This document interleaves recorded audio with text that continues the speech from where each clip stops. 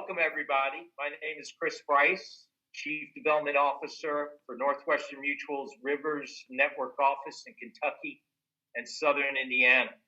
And as the person that oversees training and development in our office, I always enjoy augmenting our traditional education with strategic perspectives from our friends outside Northwestern Mutual.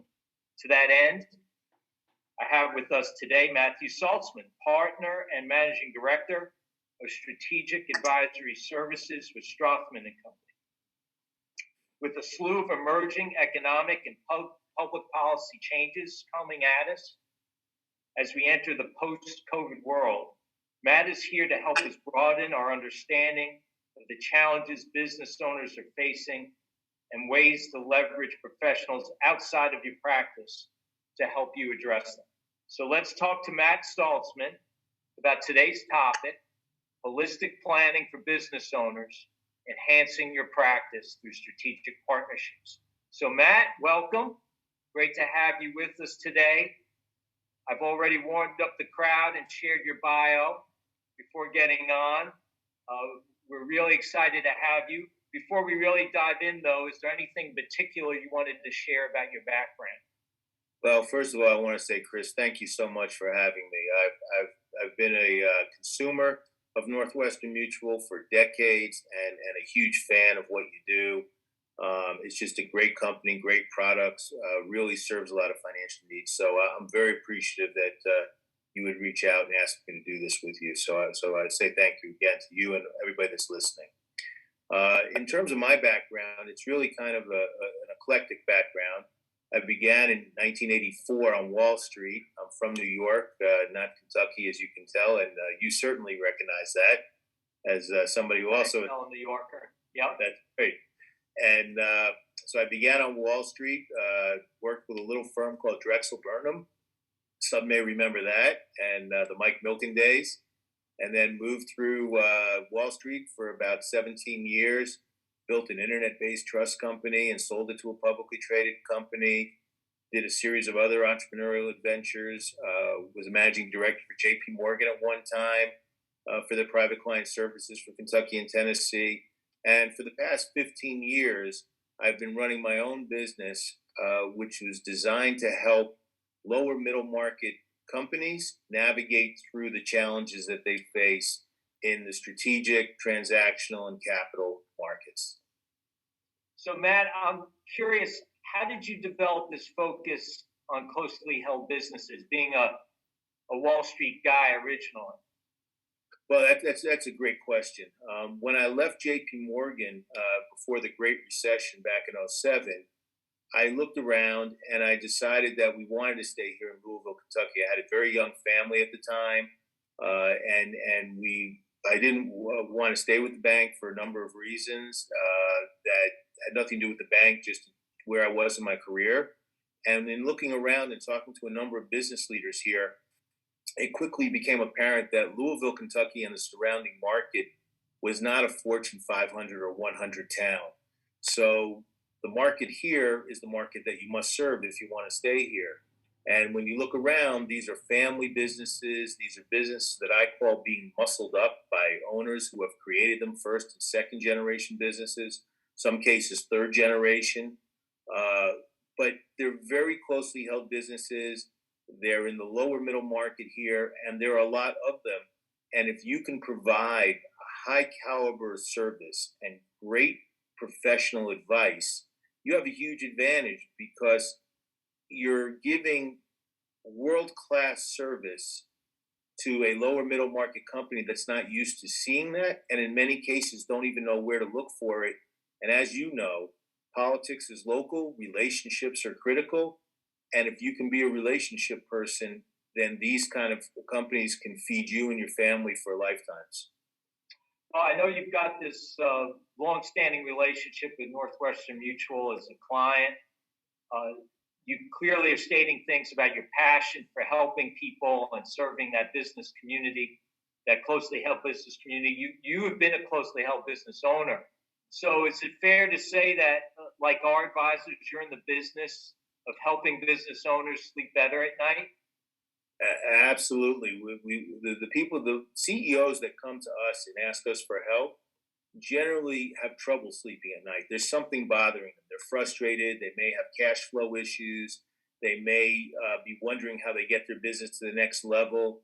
Thursday night before payroll is usually a restless night for most business owners. You know, they have to make the payroll. And given the different economic circumstances, it could have many different implications for it. So I'm in the business of solving problems. When I was in the financial services end of the world, the pure financial services end of the world, I was in the problem solving business. Today, I'm in the problem solving business. I think that any good consultative advisor who wants to work with professional owners and other professionals has to look at their job as the ability to bring value. And the ability to bring value is the ability to solve problems and to see things that people that are always involved and engaged deeply may have trouble seeing for themselves. You know, when I was an owner of companies and operating them, I've had restaurants and I've had other things, some which I wish I'd never had, but I had them. It's about the problems, and many times I wish there was a way to clone myself and have somebody speak to me objectively and help lead me through it, because it is lonely in these areas. And the clients come to me not for the magic; they come to me to help them solve problems and to be the voice of reason in many cases. Many times, our clients, as yours, they know what they want. They pay me for the how. So, business owners, and like I said before, and you've shown some examples, business owners like you, business owners that you've consulted, they build a bench of support, right? Professional advisors, financial advisors like Northwestern Mutual men and women, attorneys, CPAs. We want to talk, of course, today about how you and your team at Strothman and Company play on that team of professional advisors. How do you support these business owners with your advisory practice? That's a great question, because we do. We're always part of a team. We're never the sole provider. And one of the critical ways I've always built my business is I've worked with what I call sphere of influence. That's attorneys, accountants, people at Northwestern Mutual and other insurance companies. Those people that have the trust of the people that I'm trying to get to know. And by gaining the trust of the sphere of influence advisors, who are the trusted advisors, you can begin to build relationships on multiple levels. And for us, it always starts with what's our mission, what's our purpose. And what I've done is I've prepared a couple of slides that will go back and forth for. And if you look at the first one, I can kind of share with you what our mission is. And if you bring that up, there it is. So our mission, and our mission has always been, is to provide an outstanding client experience that creates a return on investment of at least 2 times what the client invests in us. And we do that by delivering excellence and the highest ethical, transparent, and honest experience to the client in our pursuit of the result contracted. So what you take out of that, number one, is we want the client to make twice as much as what he pays for it. Number two, we deliver excellence and highly ethical, but we're transparent, which means we're not going to give them what they want to hear. We're going to give them what they need to hear. And that's critically important, and they will respect that if you explain that to them. And our pursuit is really a pursuit of excellence, but we do contract to a result. We don't charge by time. We don't charge by transaction. We want to get to a result. So whether it's us and the client wanting to get their business to be more efficient, or to complete a transaction, or to restructure their finances, or it's a Northwestern Mutual woman or man that's an agent, and the result is protecting their family, building wealth for the future, setting up a strategy for generational wealth transfer, that's the result. You contract to that. And if you follow this, no matter what you're doing, whether it's us or somebody else, I believe that you will serve a client well and you will separate yourself from most of what else is out there and become a gold standard. So let's talk about those three strategic areas that you guys address, if that's okay. And yeah, that'd be great. In fact, I think we have a slide for that as Yep. well. Yeah, So the next one. yeah. For some reason, so there we go. Okay, so if you look at what we do, we basically work in a 200-mile radius here. We'll go outside. We've done stuff, believe it or not, in International Falls, Minnesota. We'll not take any more of those in the wintertime. Been there once, that was enough. But we are our key metros are Louisville, Nashville, Cincinnati, and everything in between, plus Southern Indiana.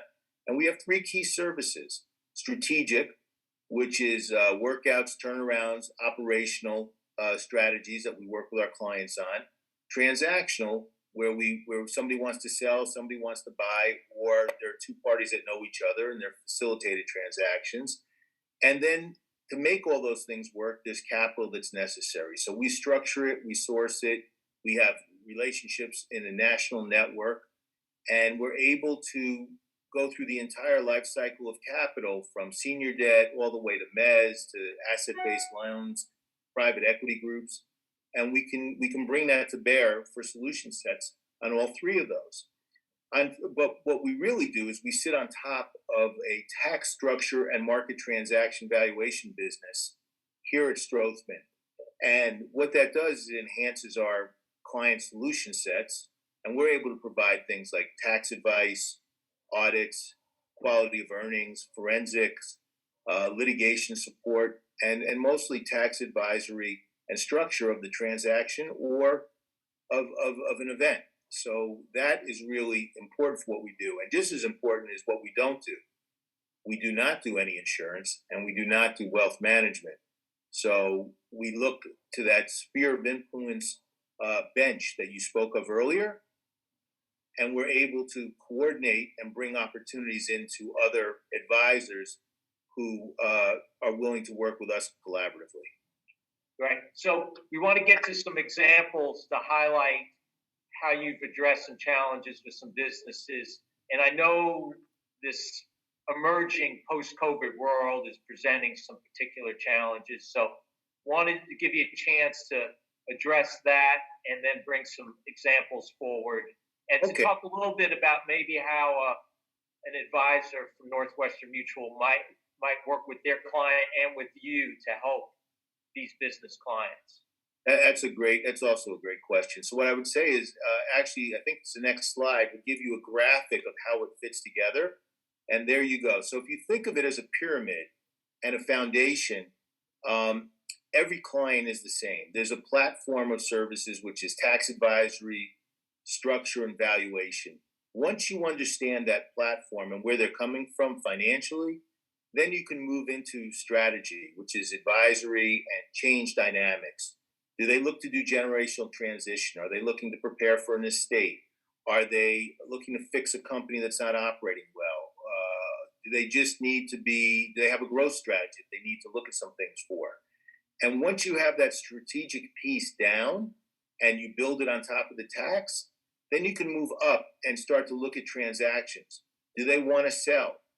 Are they looking to buy in order to gain market share and do acquisitions? Or are there two parties that are looking to come together to do some type of facilitated transaction, such as a generational transfer to a child or another family member? Or perhaps it's a company that needs to spin out a division and the management team needs to go someplace. Or it's just two people that came together and Bob knows Ted, Ted knows Bob, and they want to sell and one wants to buy.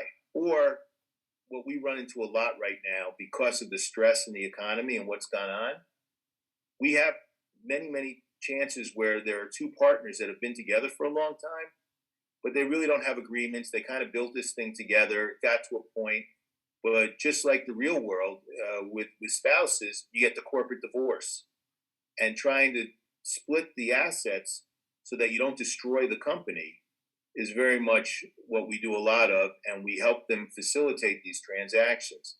And then lastly, we do capital sourcing and structuring, which is, if you think of it as flowing down, you need that juice to be able to make the transactions work. And many times the strategic advisory and change dynamics requires a different form of capital, a different capital structure, different banking relationships, different types of loans. We're able to do that as well. And anything that you do in any of those three categories, you want to understand what the tax implications are because it's so critical. So we have a completely vertically integrated set of skills here. And if you go to the next slide, I think we can start to answer more of your question. So the real question that you asked me is, what kind of clients do we work with? And the typical client for us is a client that's either wants change management, corporate transformation, mergers and acquisitions. They may be in Chapter 11 receivership and liquidity, generational transition, or some kind of partnership dissolutions, as we talked about. As you go forward and you look at the next slide, which I prepared just to be able to answer this, who are the clients that we work with, and what does it really mean, lower middle market? Well, many of these are the same clients that the Northwestern Mutual advisors work with as well, because this is the marketplace. It's $5 to $100 million revenue companies. They're closely held, and we work in all the major areas of manufacturing, professional services, distribution, healthcare, logistics. A lot of people ask me, well, do you specialize in anything? I said, yes, I specialize in avoiding things I don't understand, like biopharma, biotech, high technology, stuff that I can't figure out, I stay away from because it's too complex. And when we work on the transactional side, it's usually we look at EBITDA versus revenue, and it's 1 to 7 million EBITDA. And it's for those three types of transactions. And on capital sourcing and structuring, we're able to look at strategic or transactional clients that we work with. We don't do it for anybody else. And we're financial engineers at the heart of it all. So you seeing these companies now facing particular challenges in light of changes in the economy, COVID, where we are with interest rates, where they might be going, where taxes might be going? There's nothing certain in the air, but certainly we're seeing some trends. There's good chances of big changes. Yeah, and I would say that nothing is guaranteed, but there are things that are certain. And it is certain that you're going to have an increase in taxes. It is certain, whether it's today, tomorrow, or later, it is certain that you're going to face a severe upward draft in interest rates at some point. You just can't print this kind of money that's out there. It is certain that there are many businesses out there that are very challenged right now. The PPP monies saved a lot of businesses and kept them floating, but it doesn't mean that it made them healthy. It was an injection, and that's really what it was. And many of their fundamental processes are still challenged and flawed. And labor is a very big constraint right now. You can't find people to work for you, and there's a very strong inflationary trend in labor. You're going to have to pay up for that. Healthcare and insurance is going up. State taxes and federal taxes are going to go up. So all these pressures are going to force companies to become much, much leaner. They're going to have to make some investments in technology in order to keep up with the neighbors. And I think that what you're going to see is you're going to see an acceleration of the curve, in that this is very similar to the Industrial Revolution. This is a technological revolution that we're in right now. And this is a very, very severe period of change. One of the examples I give a lot of times is, does anybody remember, does anybody know who Smith Corona was? And you and I, from back in the day, still do. But yeah, I hear you. And everybody thinks, I say, what does Smith Corona do? And they said, well, they made typewriters. I said, no, they're extinct, and they were the largest bankruptcy ever because they never recognized that the business they were in was word processing, not typewriters. Yeah, right. And this is what most people won't know now, especially with Tesla. But if you ever got into an old GM car, at the bottom, it said "Body by Fisher." Does anybody ever remember who Fisher was? Well, Fisher made carriage bodies, and they recognized that they were in the transportation business. So they sold into GM and started making bodies for cars. But they started out as carriage, but they understood they were in the transportation business. They survived. Smith Corona went out, they survived. Two different perspectives. So when you look at the companies today, many of them think that they're in a certain type of business, but they don't recognize the business that they're really in, and they will not survive. And that's why the banks have begun to really put a lot of reserves in the bank, and their workout departments are staffed up, which they have not been in 8 years. So we're going to see our clients, our Northwestern Mutual clients that are business owners, they're going to be facing a lot of challenges and opportunity, right? I mean, there are going to be opportunities to buy and merge with other companies, but also they're going to be companies under distress that may not make it. You mentioned the tax environment, possibly an estate tax change. It's going to put stresses on businesses. So tell us a little bit about some of the work that you've been doing with companies in this space. We're doing a lot of interesting work right now. In terms of automation, we're putting in technological solutions in a lot of companies. We're trying to automate them to be able to do what I call sell beyond borders.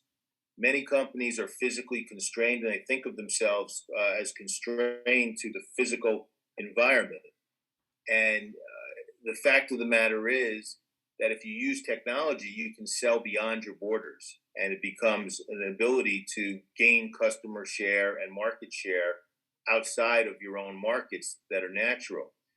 Other things that we're doing is we're looking at cash management very, very carefully. And within that, how do you protect the key people inside? So one of the areas that make a lot of sense is to look at how their benefit plans are structured and their health insurance plans.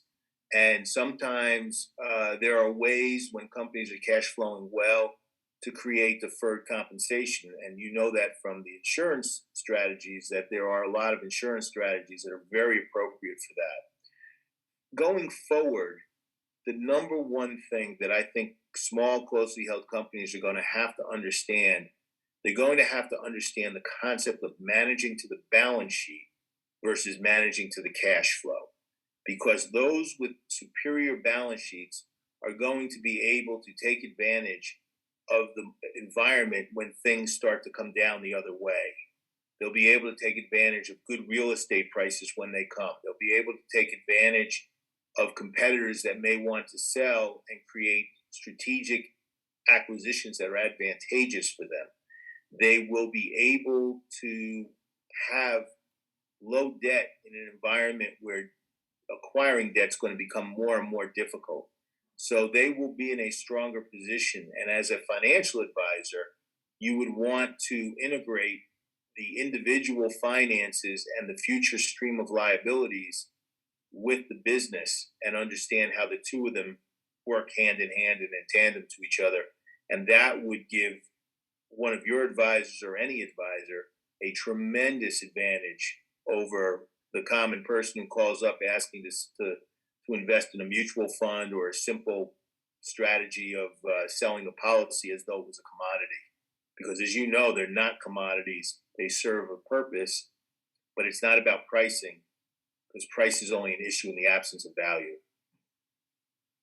So are there any specific tales you want to tell to kind of highlight some of the work that you've been doing recently? Yeah, sure. I think the critical thing is that there's work that we do, and then there's a process of how we get that work done. So I think on the next slide, we have some samples for you. Mm-hmm. And we do. So here's one that we did just about 2 years ago. This was Kentuckiana Allergy, which was a big allergy firm here. They had gotten an offer for about $3.1 million to sell into family allergy. And we got into the deal when they got the offer because they didn't think it was quite right. And when we were all done, we basically had the deal sold to the same people, but we got them 6.1 instead of 3.1. So that was really interesting in terms of how we looked at the leases and how we looked at the value of the company. And through negotiation, we got them $3 extra million, and they paid us. It was one of the first times I've actually handed somebody a bill for $250,000. They gave me a check and asked me wherever I wanted to go for dinner, they would take me. That's that's great. That's delivering value. That's great. That was good. We have another one here in town where it's a 140-year-old company. They were bleeding out on their revenues, and we basically restructured the whole company. We're still in the process of it. And until COVID, we were ready to build a hotel because they're sitting right on the University of Louisville property. And now we're out packaging the hotel, and we're going to flip their headquarters into a hotel to create long-term enterprise value for their owners. And at the same time, have a going concern company. And the building they were sitting in was a wasting asset because all it did was need to be fed, and it was deteriorating. They couldn't maintain it. So we're going to flip that into a long-term play for a hotel right at U of L. That will create enterprise value for them long-term. At the same time, they'll be able to go rent another spot and pay it out of cash flow because of the way we restructured debt and sold other assets, and it all works. Muhlenberg Hospital was another one we did where when we got there, they had 4 days of cash on hand. We restructured the whole thing, got them profitable, grew it, and then they sold themselves to Owensboro. So those are just three examples of different types of cases where we can bring in good solution sets. Well, those are great examples, and obviously there's some capital events occurring in some of these examples too. So wanted to spend our last few minutes talking a little bit about things our Northwestern Mutual wealth management advisors, financial advisors should be doing with their clients. Maybe questions you think they should be asking their business owner clients and prospects to get to know those people better, to understand their businesses better and see opportunities more clearly. Yeah, no, I think there is, and actually you can. I don't have any more slides for this, so if you want to get rid of those, we can. But I think the critical thing, when I was in the securities business, there was a rule that we used to follow, Rule 405. You need to know your client, and that rule really has stuck with me over the last 40 years. It's you must not be afraid to ask the second and third questions. A lot of times people will ask a question when they're an advisor, they'll get an answer and they'll be okay, and they move on. The W's are really important. Why is that important? Why do you do it that way? Well, what would you like to see? How do you want that done? So I think that you really need to understand the client and understand what they want and where they want to go so that you can provide a solution set to help them get there. Your job as an advisor in the financial world is to help them achieve their dreams and goals, and also to give them a dose of reality and manage expectations properly. Because you have to really guide them to what's possible. Otherwise, you wind up with frustrated clients, or you wind up with clients that go to reach for things and take on too much risk because they feel that they have to get to something.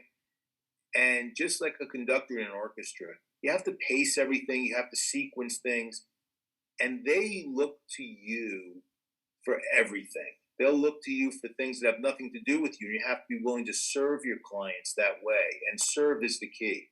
So I think a good financial advisor asks a lot of questions, does a lot of listening, is interested in the way things work. If you're looking at their business, try to understand how the business works. Get to a tour of the factory floor, see how it works, talk to people, learn about it, and make yourself the most educated person that you can. Never stop reading.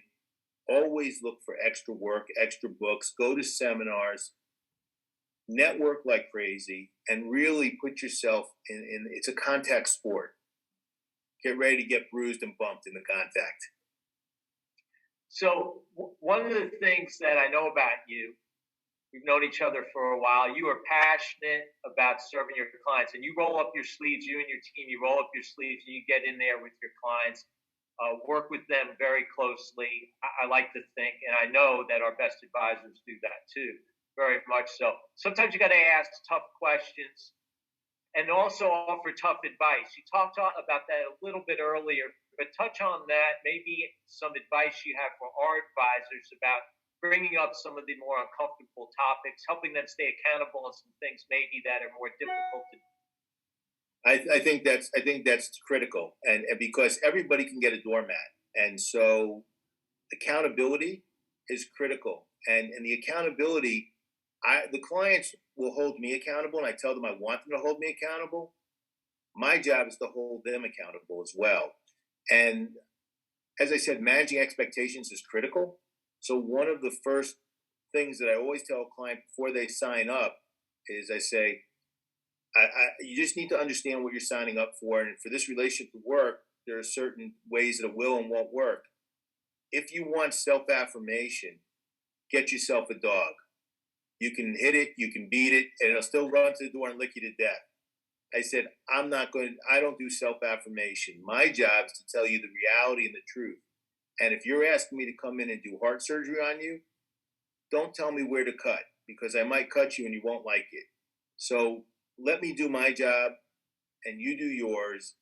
And I'm a specialist. And if you're hiring me to do that, then let me do my work. And I'm going to be honest with you and I'm going to protect you like crazy.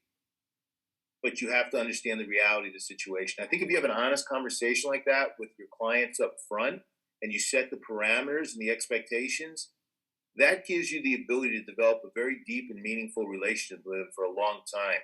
And I have some clients, they won't go anywhere and they'll tell you, Matt is tough. He'll tell it to you straight, but I listen.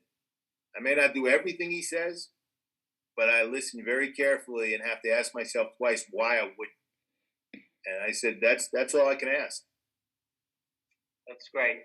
Well, I know you've got deep, meaningful relationships with some of your clients, as do many of our Northwestern Mutual advisors, and it's built on that commitment to your client. It's built on that honesty and trust, that and being forthright about what you're willing to do, and the honesty you want to bring to every conversation. So I really commend you for what you're doing. And thank you.